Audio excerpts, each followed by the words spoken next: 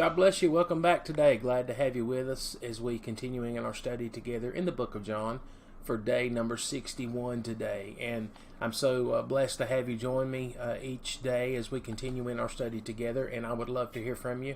If I can be praying for you about a situation or need, or maybe you have a praise report, we would love to hear about that as well. So contact me through the information that's available on the screen there. And so today we're getting back into our scriptures. We're in John chapter 18 where we left off yesterday. We saw that Jesus had been arrested. He was being led away by a band of men with weapons and torches.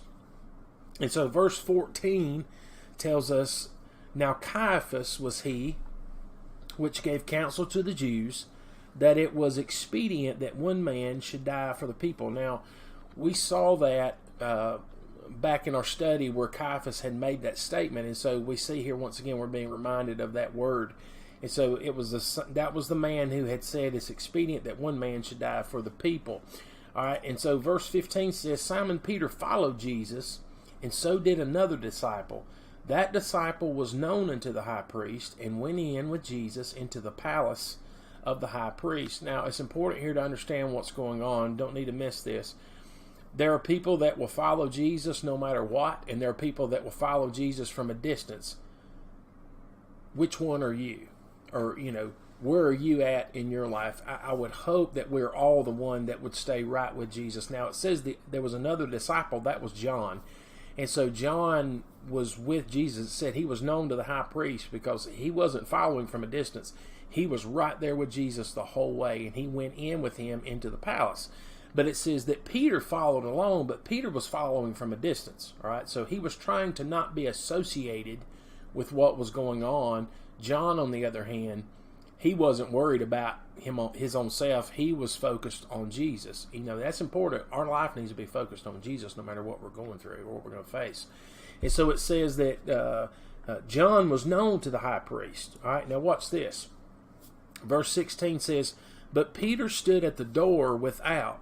Then went out the other disciple, which was known unto the high priest, and spake unto her that kept the door, and brought in Peter." This is very important. Don't miss this. The scripture's telling us right here in verse 16 that Peter stayed outside. Peter was afraid to go in. He didn't want to be associated. But John, once he got inside, he probably turned around looking for Peter and realized Peter wasn't there. And then all of a sudden he goes back to the door and he talks. It says that there's a lady there that's keeping the door. He spoke to her, said, "I need to go out." Basically said, "I need to go out and get somebody that I thought was with me." She let him go back out. He goes outside to get Peter. All right. Now, in our life, if somebody's having to constantly pull you along to get you to follow the Lord, there's an issue in your life. All right. And so that's what's going on with Peter here. Now, remember, Peter had told Jesus, he said, "I'll not deny you. I'll die before you die," and everything else. And, then he tried to cut off the high priest servant Malchus's. He cut off the ear of the high priest servant. His name was Malchus. And so, all of a sudden he starts, veering off from what Jesus had been teaching him, and Jesus had to correct him. And so he probably got his feelings hurt there in front of everybody. But we find here that it says that as John had to go back and get Peter to bring Peter in. And so we find here that it says that he brought in Peter. All right, so verse 17 says, "Then saith the damsel that kept the door unto Peter, Art not thou also one of this man's disciples?" So the first time he is questioned about being a disciple is by this lady who was tending the door. Now, we can go read in the other Gospels. It says that on the first account, there was a damsel that asked him, "Didn't I see you with Jesus?" This is the same person right here. But actually, her responsibility, she is keeping the door. So in other words, she's letting people in and out of the palace door. And so she's there, and she asked him as he's coming in. Now, remember, John had been with Jesus. John came out to get Peter and bring him in. And she said, "Art not thou also one of this man's disciples?" And look what he said. "I am not." Wow. Now, I just want you to think about what he said there. This is the same man that was in a boat in the midst of a storm, and Jesus came walking on the water, and he called out to him. John told him, he said, it's the Lord. And he called out and he said, if it's you, bid me come to you on the water. And Jesus said, come. And Peter got out of the boat and started walking on. Same man. And this lady asked him, are you not one of his disciples? Are you not a follower of Jesus? Do you not confess and believe in him? Have you not been with him the last 3.5 years? He said, no. How sad. How sad that people, because of a situation or a season that we may be facing or going through, or a time of difficulty, that we would automatically just throw away our life that we were supposed to have committed unto the Lord. That's where Peter is.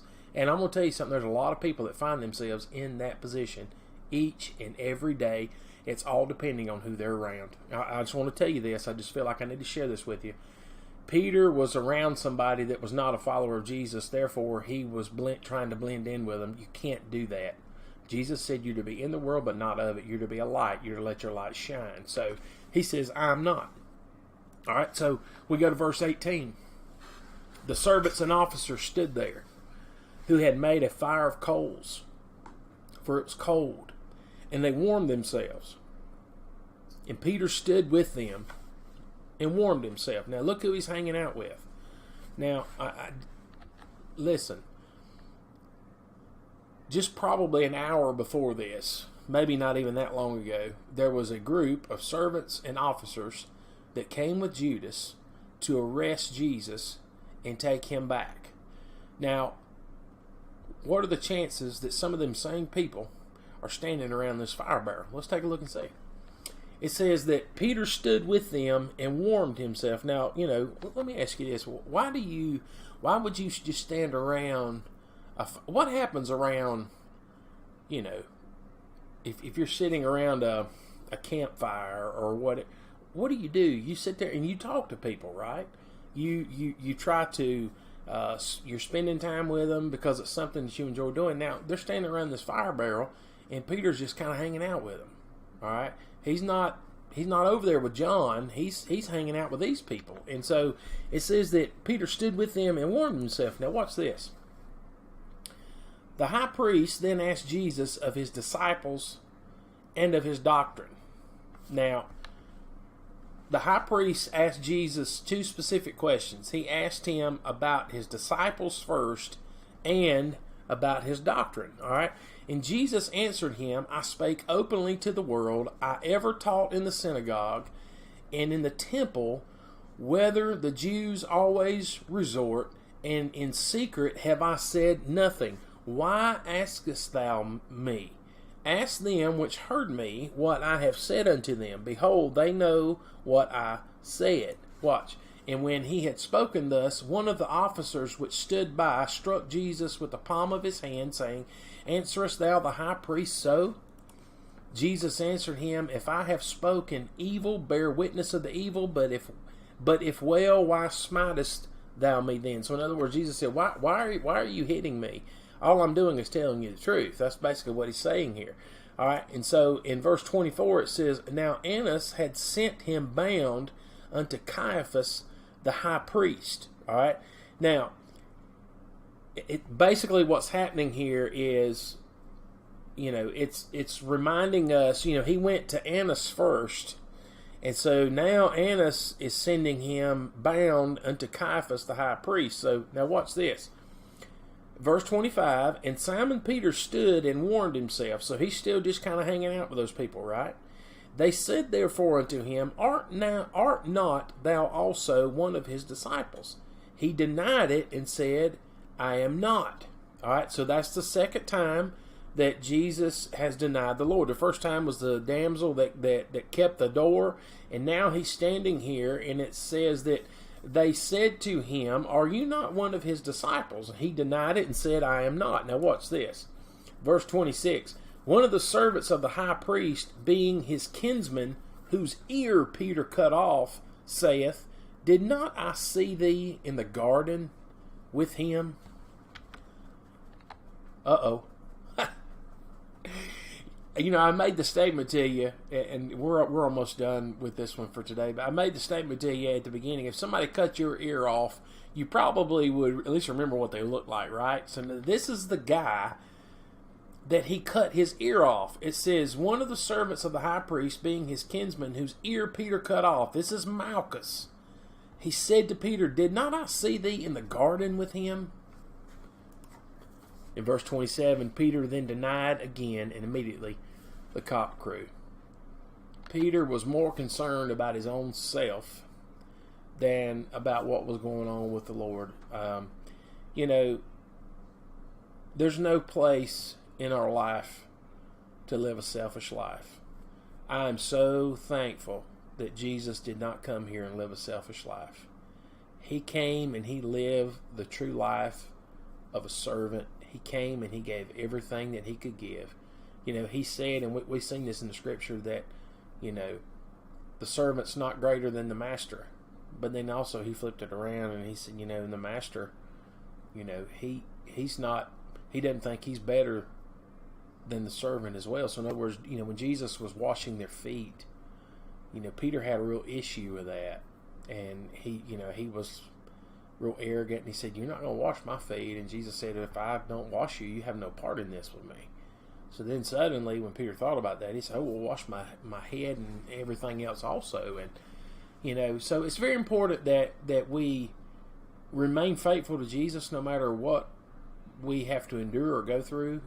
Jesus said, I can promise you, if you're going to follow me, that you will suffer persecution. You will have to endure some things in your life. And right now we see that Peter's not doing that very well. And a lot of us, the same thing, listen to me, the same thing will happen in mine and your life if we try to follow Jesus from a distance. It never works following him from a distance. So God bless you. I hope you have a great day today. And be sure to join us tomorrow, day 62, as we're continuing in this journey that Jesus is now on, as he is being led around through town and going through these trial sequences. So we're going to be seeing some very powerful things coming up here in the next couple of days. So be sure to stay with us. And until then, God bless you. Hope you have a great day, and we'll see you soon.